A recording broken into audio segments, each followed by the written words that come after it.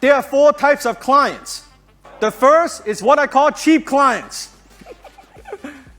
Cheap clients. How many of you have some cheap clients? And what are they like? They want you to lower your commission. They are difficult to deal with. They want everything, and they're not willing to pay for it. They're cheap. You can even see it on their face. They look like this.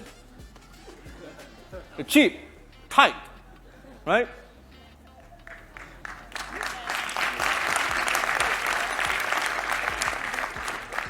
Do you want those clients? Hell no. Hell no.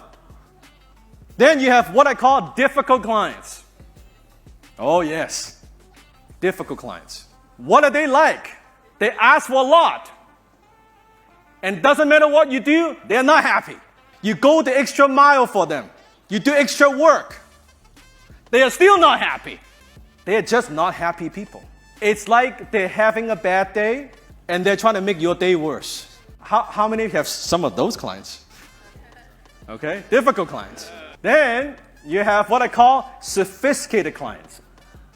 Sophisticated clients. These are the clients, when they talk to you, they have done the research. They know the neighborhood, they know the house that they want.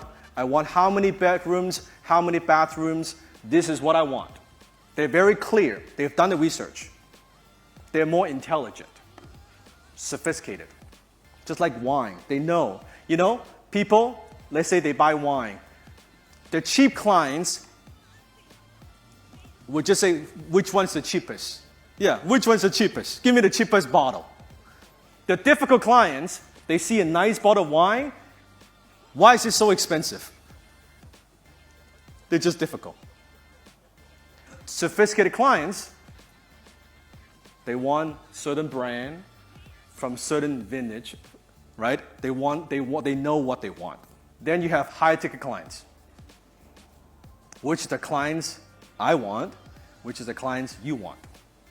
High-ticket clients buy because of emotions and status. I'll say it again. They buy because of emotions and status. Why would someone buy a Bentley versus, what's a cheap car? Give me a brand. Fiat. Fiat, okay, Fiat. Why would someone buy a Bentley versus a Fiat? Status. It's the same. It would get me from here to there. Why would someone spend so much more money on that? Status. Emotions. It's the same thing. High-ticket clients want status. They don't want cheap. They don't want cheap. So, if you are getting cheap clients right now if you have cheap clients, my question is, why do you have them? Now, I know what you might say. It's just what I have now. It pays the bills. But here's the problem. The cheap and difficult clients takes up all your mental bandwidth, all your energy, all your time. You can't haul buckets and build pipeline at the same time. They take up all the time. If you're creating content, now you're getting more and more high-ticket clients. Now you can get rid of those cheap and difficult clients. I fire clients all the time. Just because, and here's the philosophy you have to understand, just because you're willing to pay doesn't mean I'm willing to accept. Do you understand? I don't care if you could pay. Are you going to be a good client to work with? Because life is too short to work with these clients. And I will tell them I'm not a good fit. Someone comes to me and they ask for a discount. You don't need a discount. Go to somebody else. I'm not the right person for you. I'm just not. It's too short. Life is too short.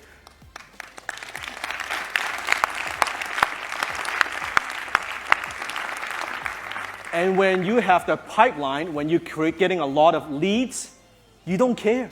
Next. This person says no, I got 20 more people to talk to. I don't have time. It's like exactly like this. But when you don't have enough leads, you're worried. Like, oh, if I lose this one, when am I going to get the next one? You think Ryan worries? Ryan Serhant, you think he worries? In fact, when he was at my house filming, his telephone never stops ringing. People are calling him all the time. Want him to sell, want him to buy.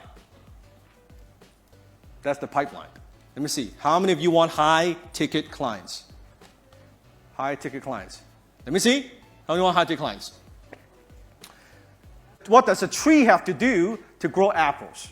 Roots, water. What else? Nutrition, yes. Sunshine. All those things are important. But in order for a tree to grow apple, first it has to be an apple seed. Everything else, nutrition, water, all that comes after. Are you with me? In order for a tree to grow apple, it first has to be an apple tree. If I have an orange seed, am I going to get an apple tree? No. You first have to be an apple seed in order to be an apple tree. Now, what has that to do with selling high ticket? Everything. Everything. Because in life, everything reproduces after its own kind. Write this down. In life, in nature, the law of the universe says everything reproduces after its own kind. An apple seed grows an apple tree. An orange seed grows oranges. Here's what it means.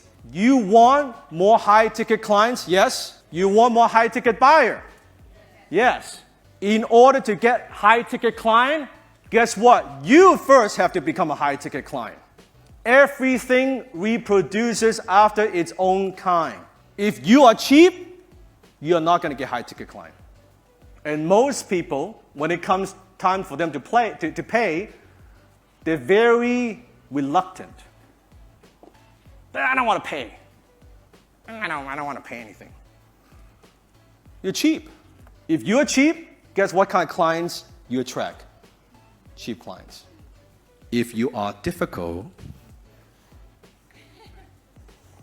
what kind of clients you attract? Difficult clients. Do you know why I get high-ticket clients? Because I'm high-ticket. It's very simple. It's a law of nature. To be a high-ticket broker, you have to be a high-ticket buyer yourself. Because you would then know the psychology of high-ticket client. Why would they spend $500 on a pair of glasses? Why would they spend $3,000 on a suit? How does that work? Because wealthy clients, high-tech clients, they want to know you understand them. Do you appreciate quality? Do you understand my needs as a high-tech client? They could see it. It makes a difference. Everything is all in an investment. Because this business, in the real estate business, you don't make anything. We're the middle person. We don't control the product. We are not manufacturers. We are not making something. What we are is we are facilitator of transactions. So really, all we have is you. That's it. We don't control the product. We don't control the money. The money is not ours. Who is buying? The product is not ours. Do you see that? It's just you. You are the product. There's nothing else. You're selling you. Why would they hire you and not someone else? If you understand them.